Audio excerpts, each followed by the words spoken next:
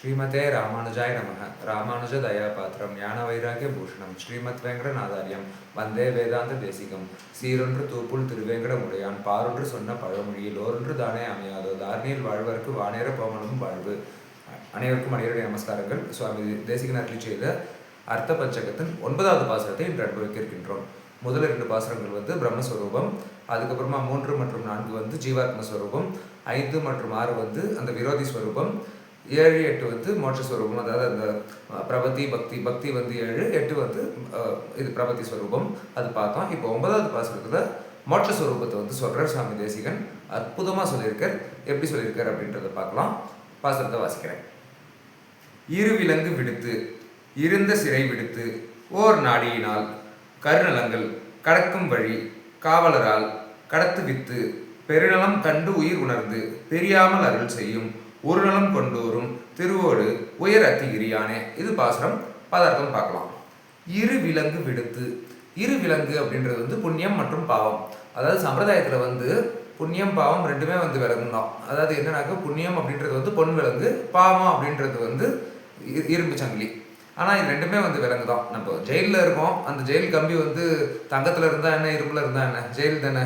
அதனால் சொல்கிற இரு விலங்கு விடுத்து. இந்த புண்ணியம் பாவம் ரெண்டுமே நம்ம கழிக்கணும் அப்படின்னாக்க கழிக்க முடியாது. ஏன்னா வெறும் புண்ணியம் இருந்தாலும் மோட்சம் போக முடியாது. அதுக்கு அந்த புண்ணியத்துக்கான பலனுக்கு இன்னொரு பிறவி எடுக்கணும். அதனால் அந்த புண்ணியம் பாவம் ரெண்டையுமே கழித்து இருந்த சிறை விடுத்து. சிறை அப்படின்றது இந்த சம்சாரம் தான். இதுலேருந்து நம்மளை விடுவித்து, அதுதான் சிறை விடுத்து ஓர் நாடியினால் கீழே சொல்லியிருந்தா போல 72 லட்சம் நாடிகள் இருக்கு. ஆனால் இந்த ஆத்மா போகும்போது கரெக்டாக அந்த 101வது நாடியில் போகணும். அப்போ தான் மோட்சம் கிடைக்கும். இல்லைனாக்கா மறுபிறவி வேறு வேறு லோகங்களில் ஏதோ ஒரு பிறவி கிடைக்கும். மோட்சம் கிடைக்கிறதுக்கு கரெக்டாக 101வது நாடியில் தான் இந்த ஆத்மா போகணும். அது அந்த ஓர் நாடியினால் கருநிலங்கள் கடக்கும் வழி அவரே துணையாக இருந்து, வழி துணையாக இருந்து நம்மளை பரமபதம் வரைக்கும் மோட்சத்துக்கு அழைச்சிட்டு போவார். அந்த பல லோகங்களும் தாண்டி இந்த ஜீவாத்மா மோட்சம் போகும். அதுதான் கருநிலங்கள் கடக்கும் வழி காவலரால் கடத்து வித்து. அவரே அதுக்கு காவலாக இருந்து அதுக்காக சில தேவதைகளை அப்பாயிண்ட் பண்ணியிருக்கிறவர். அவள் தான் காவலராக இருந்து நம்மளை ஆக்ஷன் போவா மோட்சத்துக்கு கடத்து வித்து பெருநலம் கண்டு. பெருநலம் அதாவது 2 பாடம் இருக்குங்க. பெருநிலம்னு ஒன்று இருக்குது, பெருநிலம்னு ஒன்று இருக்குது. பெருநிலம் தான் பொதுவாக எல்லாருமே ஏற்றுக்கிறது. பெருநிலம் அப்படின்றது வைகுந்தம். அது கண்டு உயிர் உணர்ந்து இந்த ஜீவாத்மா புரிஞ்சுக்கும். அப்போ ரைட்டு நம்ம மோட்சம் சேர்ந்தாச்சு, பகவானுடைய திருவடியை அடைஞ்சாச்சு அப்படின்றது இந்த ஜீவாத்மா உணரும். அதுதான் கண்டு உயிர் உணர்ந்து பிரியாமல் அருள் செய்யும். பிரியாமல் அருள் செய்யும் அப்படின்னாக்கா அது ஒரு சின்ன ஒரு இது இருக்குது. சுவாமி ராமானுஜர் கிட்ட ஒருத்தர் கேட்டார். அதாவது நச்சப்புனராவர்த்தத்தை அப்படின்ட்டு வேதத்தில் ஒரு வாக்கியம் இருக்குது. அது என்ன அப்படின்னாக்கா ஒருத்தன் வைகுந்தம் அடைந்தான் அப்படின்னாக்கா அவன் திரும்ப வருவதில்லை அப்படின்றது சொல்லியிருக்கு. ஒருத்தர் சுவாமி ராமானுஜர் கிட்ட கேட்டார், எப்படி நிச்சயம் சொல்கிறீங்க திரும்ப வரமாட்டோம் அப்படின்ட்டுன்னு. அப்போ பாஷ்யக்காரர் என்ன கேட்குறாரு அப்படின்னாக்க, நீ என்ன நினைக்கிற, நீ திரும்ப வரணும்னு நினைப்பியா, இல்லை பகவான் உன்னை தள்ளி விட்டுருவார் அப்படின்னு சொல்லி நினைக்கிறியா அப்படின்ட்டுன்னு. அந்த நண்பர் அவர் சொல்கிறார், இல்லை நான் எதுக்கு வர போகிறேன், படாத பாடுபட்டு தானே இங்கே மோட்சம் வந்திருக்கேன், இல்லை நான் திரும்ப வரவே மாட்டேன் அப்படின்னு. நீ ஏன் வரமாட்டேன் அப்படின்னாக்க, பெருமாள் உன்னை நிச்சயம் விடவே மாட்டார்.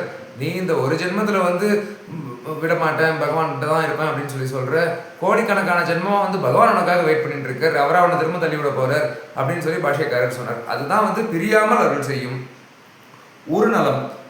அந்த உருவத்தோடு இருக்கிற நல்ல குணங்கள் கொண்ட, கல்யாண குணங்கள் கொண்ட ஒரு நலம் கொண்டு, அந்த ஒரு நலம் கொண்டு உருவமும் நல்ல குணங்களும் கொண்டு உரும் திருவோடு பிராட்டியோடு இருக்கிற அந்த தேவராஜ பெருமாள், பெருந்தேவி தாயாரோடு இருக்கிற பேரலாள பெருமாள் உயர் அத்திகிரியானே அப்படின்றத இந்த பாசுரத்தில் சொல்லியிருக்கிறார். அதாவது என்ன சொல்றாரு அப்படின்னாக்க, இந்த ஜீவாத்மா ஒரு பிரபத்தியோ பக்தியோ பண்ணி மோட்சம் போகும்போது தானே வழித்துணையாக இருந்து கடைசி வரைக்கும் மோட்சத்துக்கு ஆக்ஷன்ட்டு போயிட்டு திரும்ப கீழே அனுப்பாமல் அவர் இருப்பார். அது யார் அப்படின்னாக்க தேவராஜ பெருமாள் அப்படின்ட்டுன்னு 10ஆம் பத்தில் சுவாமி நம்மாழ்வார் திருவாய்மொழியில் பார்த்தாக்க நிறைய இது சொல்லியிருப்பார். இது மாதிரி அதாவது மோட்சத்துக்கு போகிற வழி, அந்த மார்க்கம் அது எவ்வளோ அழகாக இருக்கும் அப்படின்ட்டுன்னு.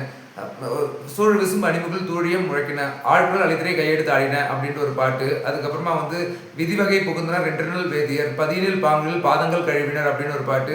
அந்த வழியே அவ்வளோ, அதாவது மோட்சத்தை விட மோட்சத்துக்கு போகிற வழி ரொம்ப ரொம்ப அழகாக இருக்கும். இப்போ நம்ம ஒரு திருப்பதிக்கு யாத்திரை போகிறோம் அப்படின்னாக்க அந்த பெருமாளை சேவிக்கிறது நம்ம ஒரு 2 செகண்டு தான், ஜரகண்டி அப்படின்னு சொல்லிடுவா.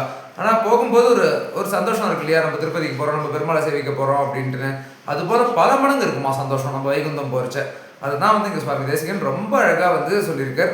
பெருமாளே வந்து வழித்துணையாக இருந்து நம்மளை வந்து வைகுந்த கேஷன்ட்டு போயிட்டு அங்கேயும் வந்து அவர் தான் வந்து ரட்சிப்பர், நம்மளை ரட்சிக்கிறதுக்கு அங்கேயும் வந்து அவர் தான் வந்து நம்மளை ரட்சிக்கணும் அப்படின்றத சொல்லியிருக்கார். பாசுரத்தை திரும்ப அனுபவிக்கலாம். இருவிலங்கு விடுத்து இருந்த சிறை விடுத்து ஓர் நாடியினால் கருநிலங்கள் கடக்கும் வழி காவலரால் கடத்து வித்து பெருநிலம் கண்டு உயிர் உணர்ந்து பிரியாமல் அருள் செய்யும் ஒரு நலம் கொண்டு வரும் திருவோடு உயர் அத்திகிரியானே. நன்றி, வணக்கம். நாளை 10வது பாசுரத்தை அனுபவிக்கலாம். சுவாமி தேசிகன் திருவடிகளே சரணம்.